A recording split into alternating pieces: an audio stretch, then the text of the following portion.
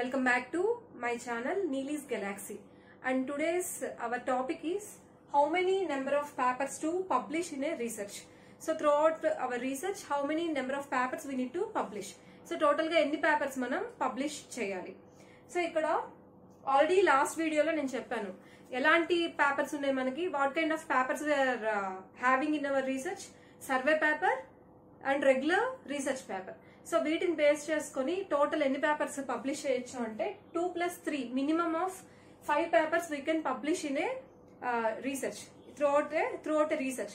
2 survey papers at least we can publish. Similarly 3 research papers at least we can publish. There is no compulsion. So ఎన్ని papers publish చేయాలి compulsory అంటే అది purely ఆ యూనివర్సిటీని base చేసుకుని ఉంటుంది. అంటే కొన్ని యూనివర్సిటీస్ 2 స్కోపస్ సరిపోతాయి అంటాయి, కొన్ని యూనివర్సిటీస్ 2 SCI ఉండాలంటాయి, కొన్ని యూనివర్సిటీస్ 1 SCI 1 స్కోపస్ అంటాయి, కొన్ని యూనివర్సిటీస్ 3 స్కోపస్ కావాలంటాయి.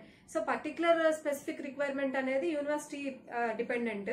కాకపోతే జనరల్ గా ఎన్ని పేపర్స్ ఒక రీసెర్చ్ నుంచి ప్రొడ్యూస్ చేసుకోవచ్చు మనము అంటే 5 పేపర్స్ ప్రొడ్యూస్ చేసుకోవచ్చు. ఎందుకు దీనికి కూడా వీడియో తీయాలా, ఇది కూడా అవసరం అంటే కంపల్సరీ ఇది కూడా అవసరమే. ఇది తెలియక చాలా మంది ఏం చేస్తారు అంటే వాళ్ళ వర్క్ ని పబ్లిష్ చేసుకోరు. అంటే దీనికి చేయొచ్చా, దీనికి కూడా పబ్లిష్ చేయొచ్చా, లేదు అంటే ఇది సరిపోదేమో పబ్లికేషన్ కి, లేదు అంటే ఇప్పుడు పబ్లిష్ చేయడం ఎందుకు, అనవసరంగా చార్జెస్ వేస్ట్, ఇలా డిఫరెంట్ ఆస్పెక్ట్స్ లో ఆలోచిస్తూ ఉంటారు. కానీ దానివల్ల చాలా మైనస్లు ఉన్నాయి మనకి. సో ఫస్ట్ ఆఫ్ ఆల్ ఈ 5 పేపర్స్ ఎక్కడెక్కడ పబ్లిష్ చేసుకోవచ్చో చెప్తాను. సో ఫస్ట్ సర్వే పేపర్స్ 2 చేసుకోవాలని చెప్పాను కదా. సర్వే పేపర్స్ 2 ఏంటి అంటే, నేను ఆల్రెడీ లిటరేచర్ సర్వే చెప్పేటప్పుడు చెప్పాను. మన సర్వే ఎలా ఉంటుంది, ప్రాబ్లమ్ ఐడెంటిఫికేషన్ లో కూడా మనం చెప్పుకున్నాం. సర్వే అనేది ఇనీషియల్ గా ఎలా ఉంటుంది, బ్రాడ్ గా ఒక డొమైన్ గురించి సర్వే చేస్తూ ఉంటాము and gradually we are entering in to the specific surveying on a specific domain. So first ఒక బ్రాడ్ డొమైన్ నుంచి మన సెర్చ్ అనేది కన్ఫైన్ టు స్పెసిఫిక్ డొమైన్ అవుతుంది. సో ఇప్పుడు మనం ఒక బ్రాడ్ గా ఒక డొమైన్ గురించి స్టడీ స్టార్ట్ చేసినప్పుడు ఆ డొమైన్ గురించి అర్థం చేసుకుంటాము and what are all the sub disciplines in that domain and what is there in that domain. ఆ సబ్ డిసిప్లైన్స్ లో ఒక్కొక్క దాంట్లో what is there in each and every sub discipline, అవన్నీ కూడా మనకు ఒక ఐడియా వస్తుంది. అది ఎలా వస్తుంది ఒక ఐడియా అంటే, అగైన్ సర్వే చేయడం అంటే డిఫరెంట్ రీసెర్చర్స్ వాళ్ళ స్టడీలో ఏం చెప్పారో మనం తెలుసుకుంటూ వస్తాం. ఎవరో ఒకరు చెప్తేనే మనకు తెలుస్తుంది. అది ఒక టెక్స్ట్ బుక్ ద్వారా తెలుసుకోవచ్చు, ఒక రీసెర్చ్ పేపర్ ద్వారా తెలుసుకోవచ్చు. కానీ ప్రతిదానికి ఒక ఆథర్ అనే వాళ్ళు ఉంటారు, ఒక రీసెర్చరే వాటిని ప్రపోజ్ చేస్తారు. సో ఇప్పుడు ఫస్ట్ సర్వే పేపర్ ఎక్కడ వేసుకోవచ్చు అంటే, మీరు బ్రాడ్ గా అంటే మీరు స్పెసిఫిక్ సబ్ డొమైన్ కి షిఫ్ట్ అవ్వక ముందు మీరు కొంత స్టడీ చేసి ఉంటారు కదా. సో ఆ బ్రాడ్ గా డొమైన్ గురించి, దాంట్లో ఉన్న సమ్ అదర్ ఆస్పెక్ట్స్ గురించి, దాంట్లో ఉన్న డిఫరెంట్ సబ్ డిసిప్లైన్స్ గురించి, అలాగే ఒక్కొక్క సబ్ డిసిప్లైన్ గురించి, సో ఏ రీసెర్చర్ దేని గురించి ఏం చెప్పాడు, ఏ పేపర్ లో చెప్పాడు, సో ఇలాంటి ఇన్ఫర్మేషన్ ని మీరు ఒక సర్వే పేపర్ గా వేసుకోవచ్చు. అండ్ అలాగే సెకండ్ సర్వే పేపర్ ఏంటి అంటే, వన్స్ మీరు స్పెసిఫిక్ సబ్ డొమైన్ కి ఫిక్స్ అయిన తర్వాత అక్కడి నుంచి మీరు ఎలా చేస్తారు, your search is confine to that particular sub domain only. So అక్కడి నుంచి మీరు చేసిందంటే ఒక 100% ఆఫ్ యువర్ లిటరేచర్ సర్వేలో ఒక 25% ఫస్ట్ పేపర్ గా వేసుకోవచ్చు. And remaining 75% of your literature survey are literature study will be your second survey paper. So me specific sub domain searching అనేది స్టార్ట్ అయిన తర్వాత నుంచి, అంటే స్పెసిఫిక్ సబ్ డొమైన్ మీద మీరు కన్ఫైన్డ్ గా లిటరేచర్ చేయడం స్టార్ట్ చేసిన దగ్గర నుంచి కూడా గ్రాడ్యువల్ గా మీరు ప్రాబ్లమ్ ఐడెంటిఫై చేయడం, దానికి సొల్యూషన్ ని ఫార్ములేట్ చేయడం, దానికి సొల్యూషన్ ని కనుక్కోవడం, డిఫరెంట్ రీసెర్చర్స్ దానికి సొల్యూషన్ ఎలా ప్రపోజ్ చేశారు, ఇవన్నీ కూడా మీరు స్టడీ చేసే కదా కనుక్కుంటారు. సో ఎగ్జిస్టింగ్ స్టడీ ఏం చెప్తుంది, ఎగ్జిస్టింగ్ రీసెర్చర్స్ ఎలా సొల్యూషన్ ని ప్రపోజ్ చేసినాయి, లేదంటే వాళ్ళు ఎలాంటి ప్రాబ్లమ్ ని తీసుకున్నారు, లేదంటే అసలు దాంట్లో ప్రాబ్లమ్స్ ఎలా ఉన్నాయి, దాని గురించి ఆ సబ్ డొమైన్ గురించి అంటిల్ యువర్ థీసిస్ సబ్మిషన్, మీరు లాస్ట్ దాకా కూడా మీ రీసెర్చ్ ఎండ్ దాకా కూడా ఎలాంటి పేపర్స్ అయితే కన్సిడర్ చేసి స్టడీ చేశారో వాటన్నిటి ఎసెన్స్ మీరు సెకండ్ సర్వే పేపర్ లో పెట్టొచ్చు. సో ఫస్ట్ సర్వే పేపర్ మీరు రీసెర్చ్ స్టార్టింగ్ లో వేసేసుకోవచ్చు.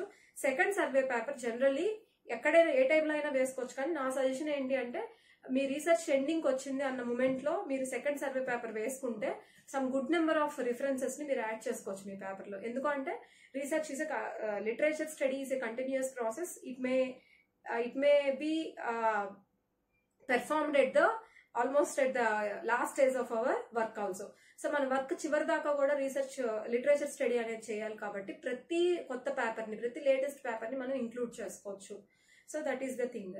సో ఇప్పుడు సర్వే పేపర్స్ 2 రాయాలని చెప్పాను. అలాగే ఈ 3 ఏంటంటే మెథడాలజీ పేపర్స్, అంటే రెగ్యులర్ రీసెర్చ్ పేపర్స్. అవి 3 ఏంటి అంటే నేను ఆల్రెడీ లాస్ట్ వీడియోలో చెప్పాను.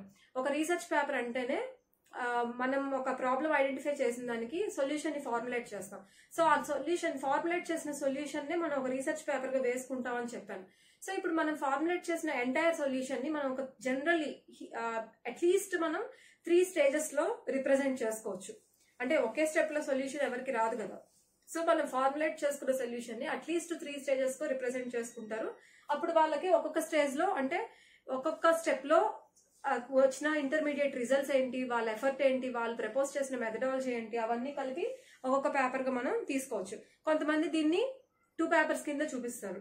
అంటే ఓవరాల్ సొల్యూషన్ ని 2 స్టెప్స్ కింద డివైడ్ చేసుకుంటే మనకి ఇక్కడ 2 రీసెర్చ్ పేపర్స్ వేసుకోవచ్చు. లేదు అంటే ప్రతి మైనర్ స్టెప్ ని ఒక పేపర్ కింద కూడా మనం ప్రొజెక్ట్ చేసుకోవచ్చు. సో నా రీసెర్చ్ లో అయితే నేను మొత్తం 8 పేపర్స్ రాశాను. దాంట్లో 2 సర్వే ఉన్నాయి, మిగతావన్నీ కూడా రీసెర్చ్ పేపర్సే ఉన్నాయి. సో నేనేం చేశాను అంటే ప్రతి మైనర్ స్టెప్ కి కూడా దానికి సంబంధించిన రిజల్ట్స్ బేస్ చేసుకుని ఒక రీసెర్చ్ పేపర్ రాసుకున్నాను. సో అలా చిన్న ప్రతి మైనర్ స్టెప్ ని కన్సిడర్ చేస్తే మనకు అంత పెద్ద పేపర్స్ రావు. అలాంటప్పుడు అది హయ్యర్ పబ్లికేషన్స్ కి సూట్ అవ్వదు ఆ పేపర్.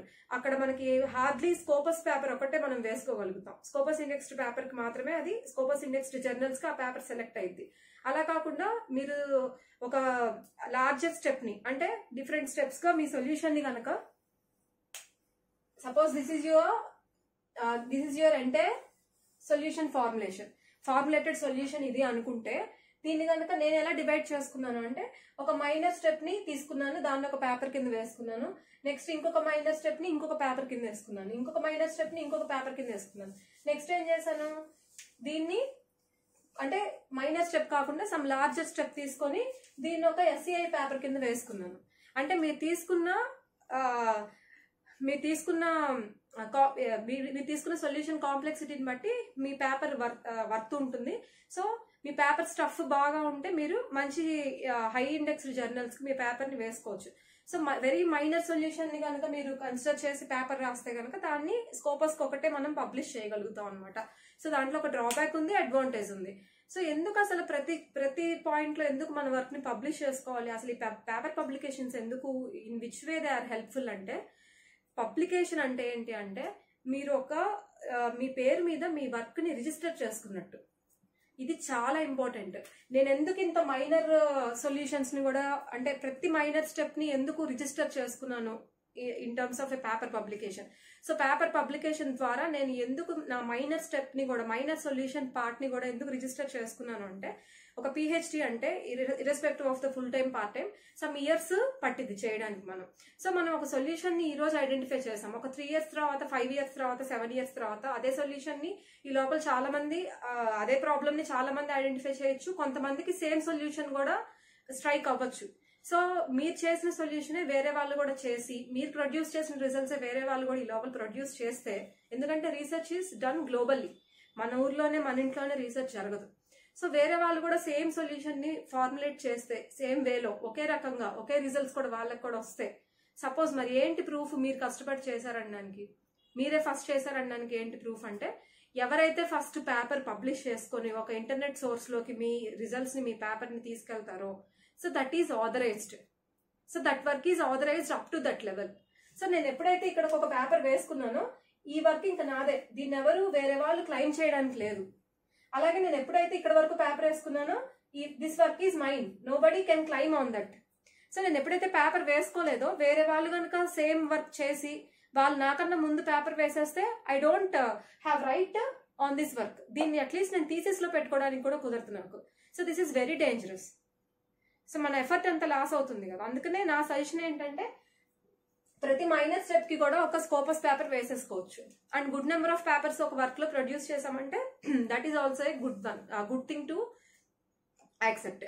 సో అలాగే ఎందుకు ఇక్కడ లార్జర్ సొల్యూషన్ ఎందుకు తీసుకున్నాను అంటే, సో ఆల్మోస్ట్ నా వర్క్ చాలా వరకు రిజిస్టర్ అయిపోయింది.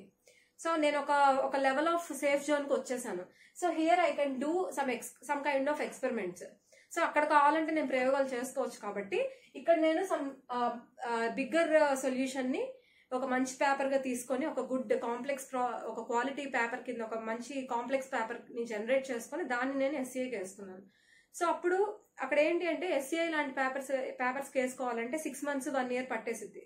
సో ఇక్కడ ఆల్రెడీ నాకు కొన్ని పేపర్స్ ఉన్నాయి కాబట్టి ఈ పేపర్ కొంచెం లేట్ అయిన ప్రాబ్లం లేదు కాబట్టి నేను దానికి అక్కడ వేసుకోగలిగాను. So this is some sort of analysis behind the number of papers. So this is all for today lecture, and we'll catch up in the next video with some other good topic, and thank you for watching the video.